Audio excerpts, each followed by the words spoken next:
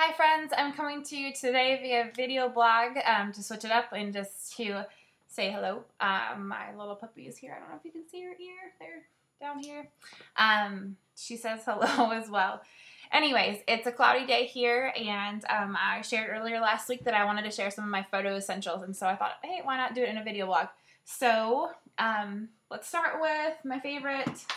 I have the 5D Mark II here and my 35mm 1.4 lens.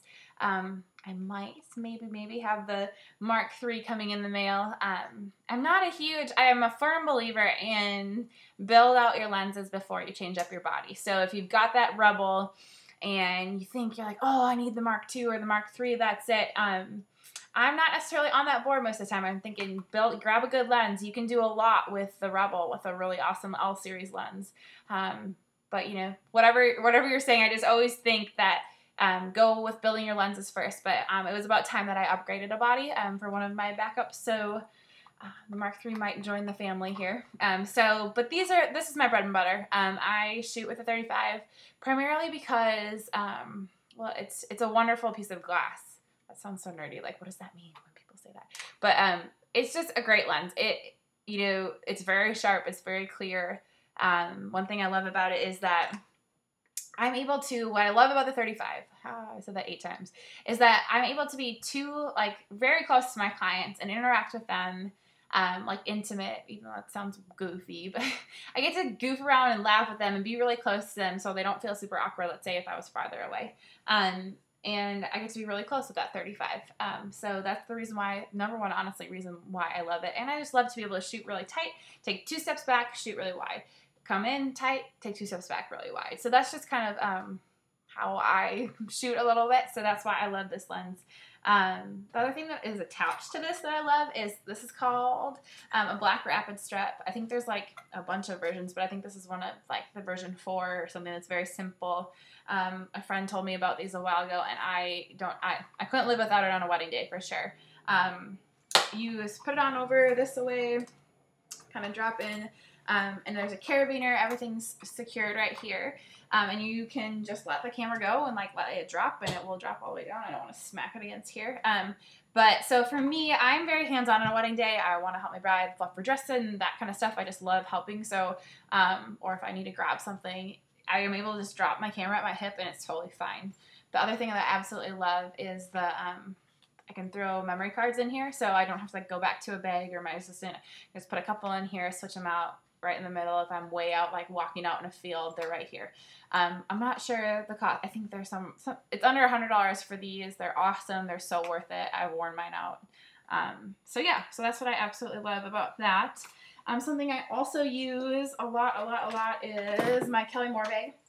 I hadn't invested in, I had a crumpler for a while, which I still use for backup gear, but this Kelly Moore bag is the Libby. I love this color. It's my favorite. One of my favorites. And it's got awesome pockets. It's got the iPad pocket on the back, both the phones. I store cards and batteries in here, random things in there. And then you have all these pockets. And this one I took to Bible study this morning, so it's got like my books and Bible and whatever. But typically I would have, there's a bunch, like 2 pockets here, 2 pockets over there, and then 2 big things. You can move those around however you like. I typically, when I travel, I have iPad in the back, I have a keyboard, I have a body with a lens on it, and then 2 separate lenses. Typically, like my toiletries, like the little, I don't know, lotion and stuff like that, contact solution, and then books and stuff. So it really fits everything. It's really, really heavy usually when I travel with it, but it's a pretty awesome bag. And what's really great about it is I have to push it down a little bit, but it will fit in most planes. And every plane that I've ever been on, like even the tiny ones in between, it fits like straight under. I just have to push it a little bit.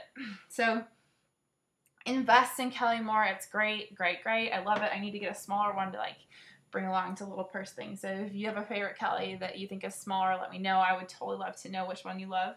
Another thing I absolutely think is key is having a journal. Having a journal, and this is one here. I've got a couple different ones. I kind of have like a little stack. I love collecting them. But nothing feels better for me than finishing a journal, and so I just have it with me always. I used to be one of those people that needed to have this list here and this list here and that pretty thing here, and if it didn't look good, I'd come pull it up and throw it over there. But you know, I've really learned that I'm just going to keep everything in one bucket and one journal, and so this is the last one I just filled, and it's full. So I just think they're really great to have wherever you are, to be able to stop and journal, write down a prayer or something like that. I actually brainstorm quite a bit, kind of see stuff before I shoot if I have some downtime. So journal, it would be another thing I would absolutely push you to get.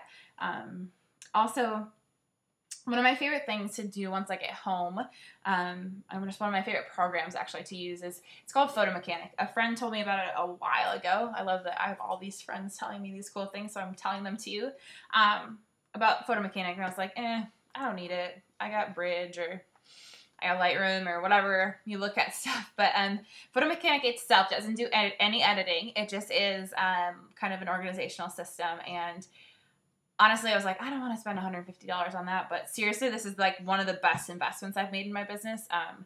It saved me hours of time, and if you set it up right and call right through it, I upload all my photos up to it. I organize them that way. I pick the goods, and I pick my selects from it, create new folders, drag and drop, burn. Oh, it's amazing. Like, I use it every single day. I look at my personal photos that way. So if you're just starting out and you're using iPhoto, or honestly even Bridge, let me tell you, this will save you hours. Especially what's so great about it is raw files, like raw photos. You can snap through them like, you know, on Lightroom, or a lot of times on Bridge, you'll have to wait for it to come into focus. That doesn't happen with Photo Mechanic. They're clear right away. It's I love it. Please get it. If you Google Photo Mechanic, it will come up to like a Camera Bits website or something like that. They have a 30-day free trial, and just try it out. And if you have questions, ask me on Formspring, or ask me below if you're like, I don't know how to work this, it's crazy, but I could maybe give you a little tutorial or send you some tips. So Photo Mechanic, get it. It will it will save you hours. Okay, what else here? I should have water, but I don't. My iPhone. I use my iPhone a lot, more than I should. It kind of becomes a distraction sometimes, but it's really good to have info for your shoots or things like that. Or one thing that I found very helpful is even if you have an iPod, baby, I have nerdy apps on here just in case my little kiddos start to get distracted or are having a hard time sitting down. I turn on Mr. Talking Carl. Isn't he cool? He repeats what you say. And it's pretty hilarious. And you can tickle him. So a lot of times if my kids are almost done, I put it up here and be like, oh, are you going to talk to Carl? Oh, talk to him. Have him say something really loud, smile, laugh, whatever it may be. It's a great app. I love it. I think my friend Olivia told me about it. It's only $1, but it's something that I love to use just to mediate just a second longer if I need it for little ones. Along with that, I have Instagram, and I don't know what that was. Instagram and things like that. That also help me just kind of document and continue to let me get creative, even if it's just on my phone. It doesn't have to be perfect. Let's see, what else? Goofy little tips at weddings. I always wear a dress or a skirt to most of my weddings. That's not the same for everybody. So whatever you feel like doing, but for me, I am an athlete and I'm a nerd, so I wear my volleyball or little compression shorts underneath all of my dresses so that I feel comfortable to jump this way or do the splits or be I'm gonna run with you. I don't know, whatever it may be, but I wear those always because it's fun. So that's a tip that I don't know if you feel like you can't move around as well, but want to look nice. And then also, I don't know if you've noticed this, but one little trick that I was taught a long time ago by a wedding planner was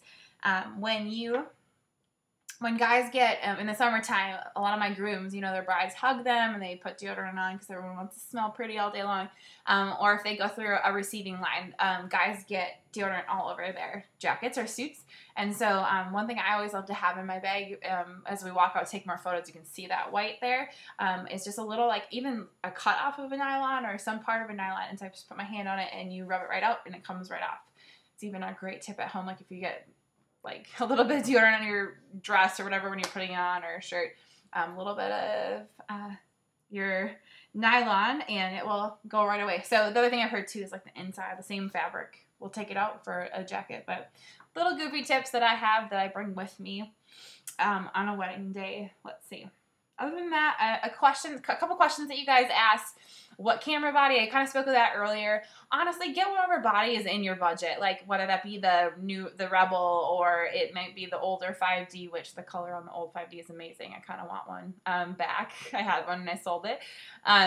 But get whatever body you have. Work with the body that you have for a while until you feel like, you know, I got my photos looking like how I want them to look. The body, I don't think, unless it's low light situations, you know, where it's really dark and you never can get it light enough. But if you're outside, your Canon Rebel is going to do you good. The next step would be get a good lens. So I always suggest either the 50, sorry, I was looking at the time. I'm like, 10 minutes. The 50 1.4, the 50 millimeter 1.4 is a great lens. That's about in the $300 to $400 range, I think. And the 50 1.8 is the lower range of that. The difference between 1.8 and 1.4 is different. The glass is very different. But whatever's in your budget, go for it.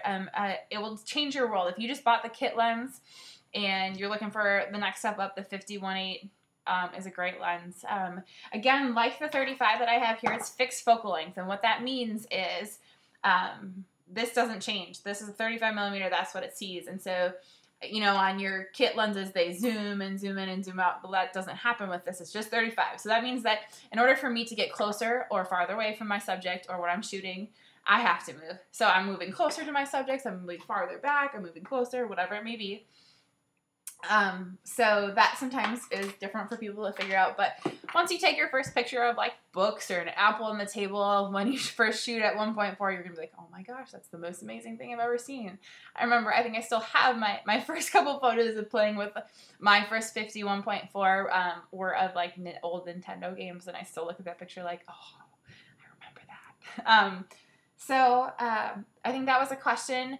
Other things like that, the 35L is awesome. I'm a fixed focal girl. I am buying a 7200, which I never thought I would say that I'm doing. But I've got the 35, the 51.2.